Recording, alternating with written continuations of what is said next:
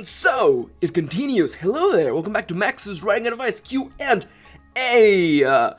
Two things right off the bat really quickly. First off, I don't know what's the overlap between people who watch exclusively my writing advice and exclusively my analysis, gameplay, let's play stuffs. I was away for a week. Well, that's not true, I wasn't away, I was here. But California had a recent heat wave and it was impossible to record videos.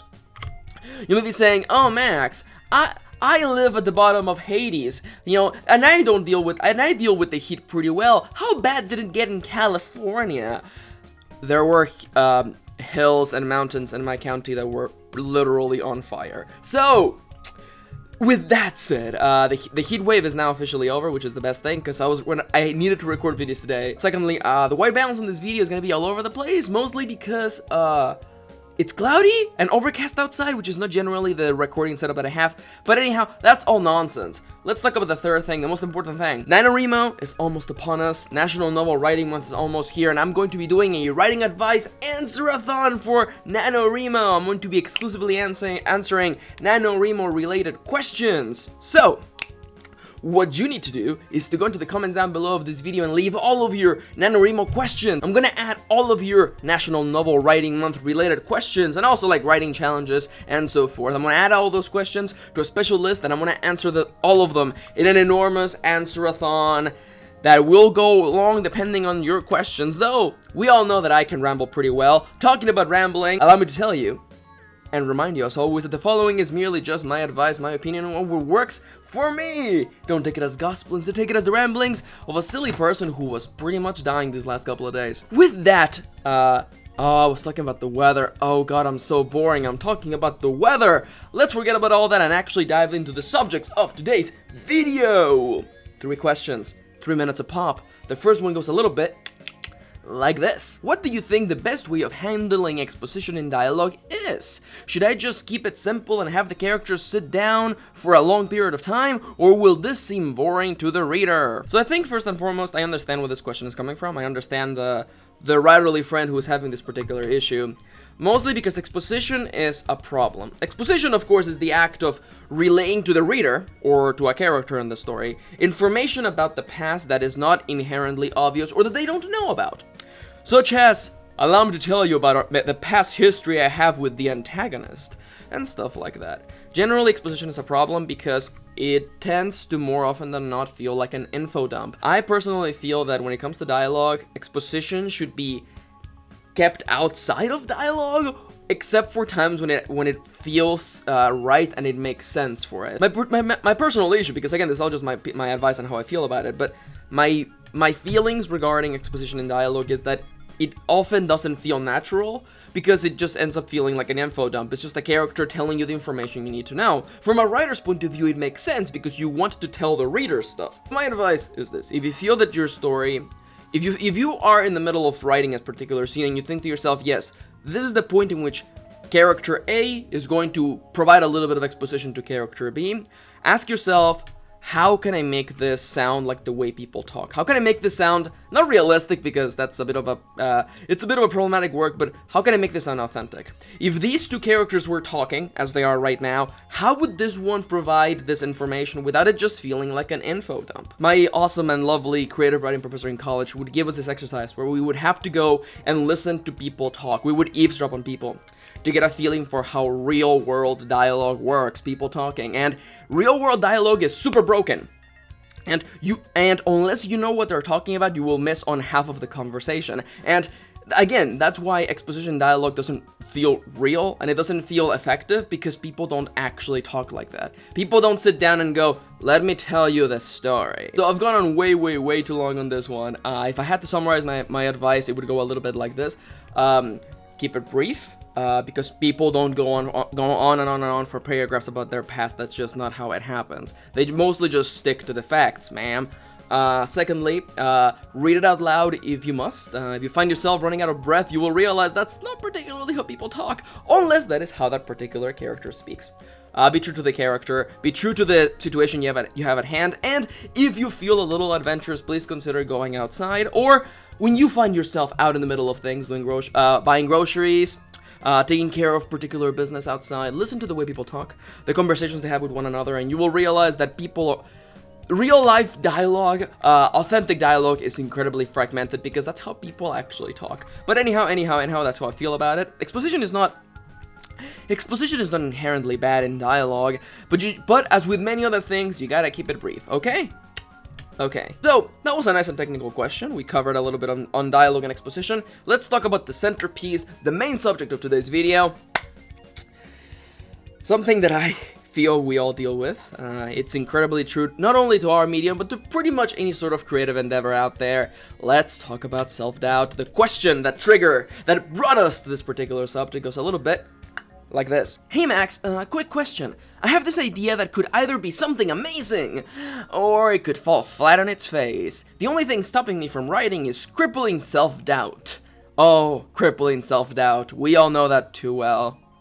I was just wondering if this is something you have ever had to deal with, and if you have any tips for getting over it. Before I start with my formal actual answer regarding, the idea of self-doubt and the crippling nature that is self-doubt, I want to just really quickly make a point to say right now that no matter how radical you think your story idea is, it's never pass or failure. I'm just gonna say this right now. Like, no matter how radical you think it is, it's never pass or failure. Like, you're not either going to succeed gracefully or fail entirely. That's not really how writing works. So I would like to inspire you to disarm those feelings, because ultimately I think that you have to define success and failure for yourself, and I think that for me, when I'm working on a project, success for me is finishing that project. So as long as you finish it, have you really failed? But that's just me arguing semantics. But yeah, I would like to inspire you to define success and failure for yourself. Now, let's talk about self-doubt. The unfortunate reality is that self-doubt is kind of part of the creative writing process. I can only speak for myself, or immediately speak for myself, but the reality is that, at least for me, self-doubt is always there in the back of my mind. Yeah, I've written lots of books, and yeah, I have this YouTube channel where I get to share my opinions. I've gotten lots of really positive feedback, negative feedback as well, on my stories, on my writing.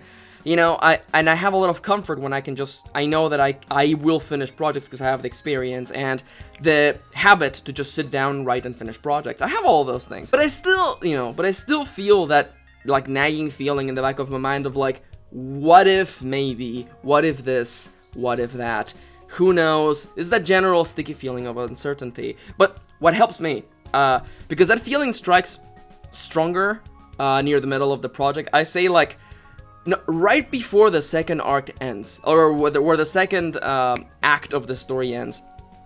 Because at least the way that I picture it in my mind, as soon as the second act is over, I can see the third act, and things are gonna move a lot closer, and I'm like, yeah, we're getting there. Things are gonna get wild really soon, and I can start looking forward to doing a little bit more writing again. But that moment where you're beginning to question is this the best course of action? Is this going to work out? And then you start seeing shiny story ideas everywhere else, and you gotta ignore them and step away, because if you don't finish the project, you're never gonna move forward. It's a bit of an uphill battle, but when you make it to the top, when you finish writing the thing, I find myself stepping away from self-doubt, because I like to let my manuscripts sit alone for a little while, and when I pick them up again, enough time has passed that I feel a disconnection between the version of myself who wrote it, beyond self-doubt and all those things, and the version of myself who's currently reading it and revising it.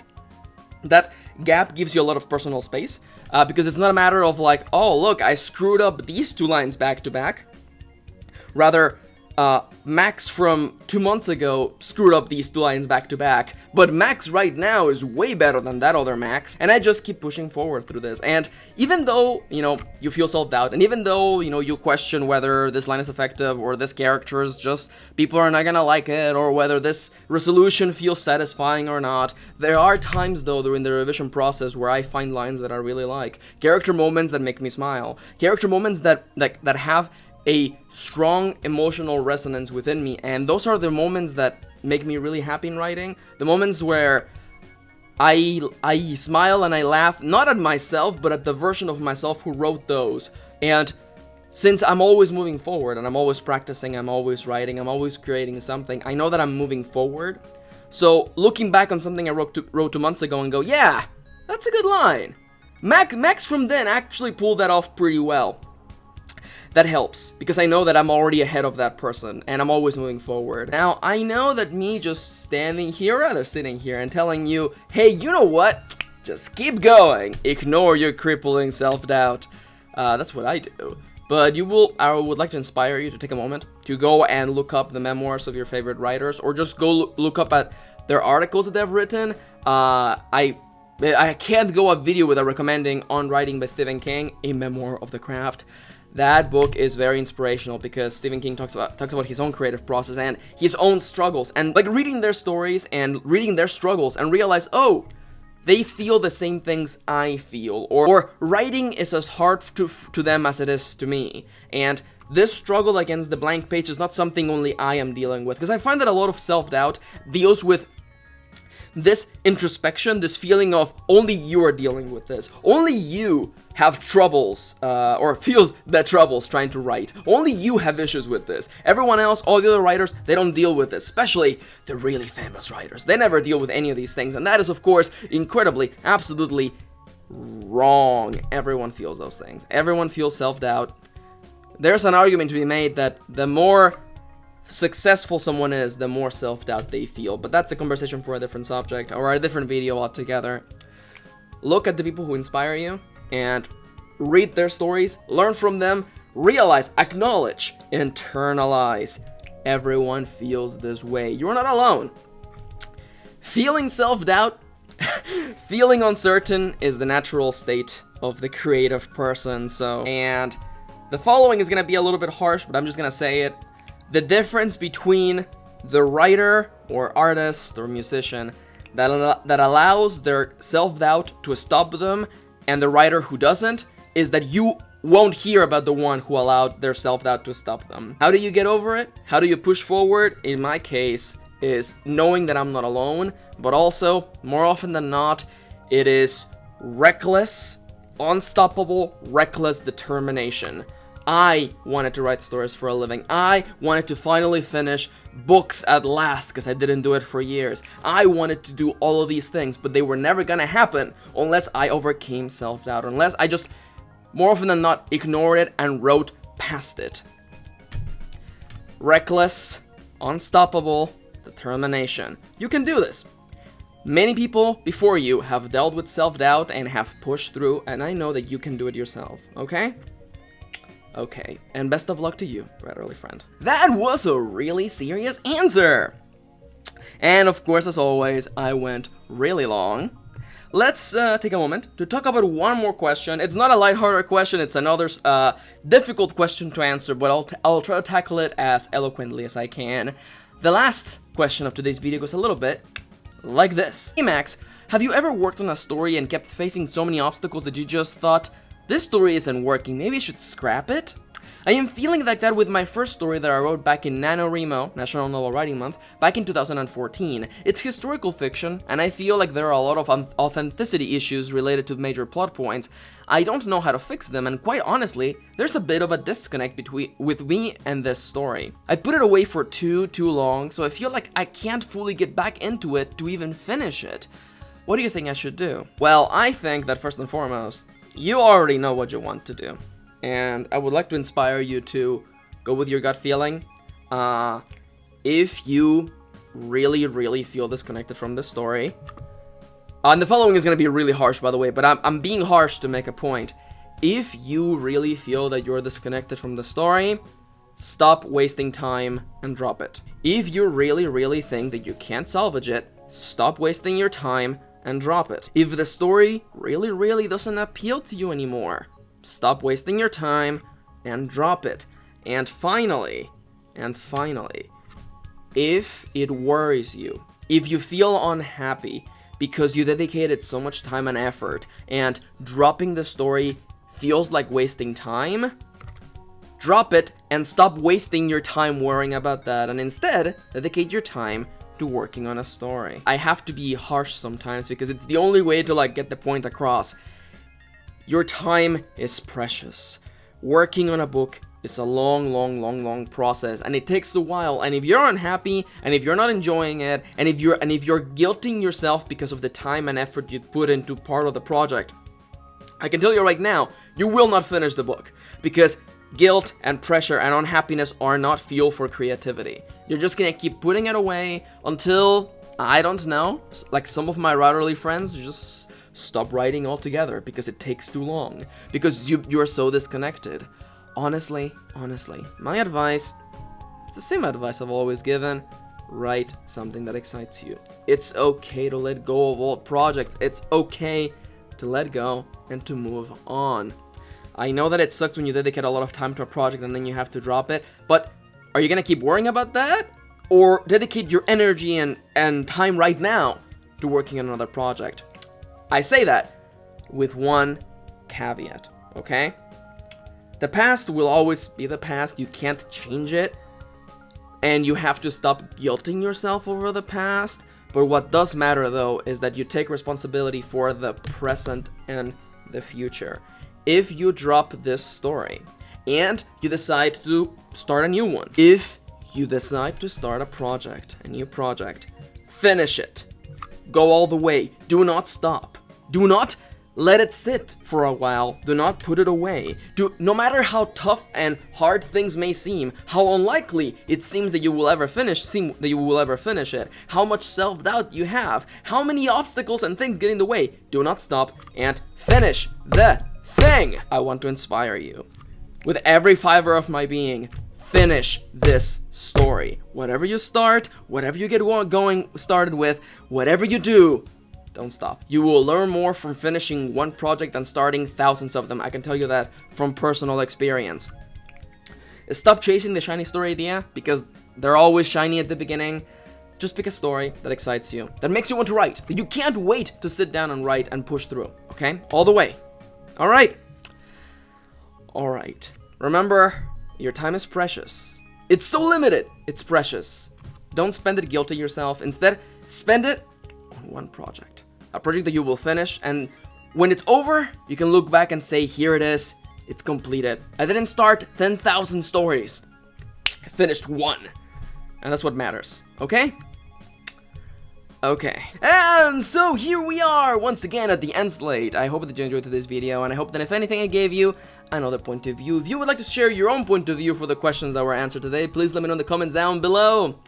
I feel very passionately about finishing stories, so I hope that I didn't anger too many peoples with my reply. But anyhow, if you have questions you would like me to answer in a future video, please let me know in the comments down below. And also leave your questions for the NaNoWriMo Answer-a-thon. I'm gonna be doing that. I do it every year.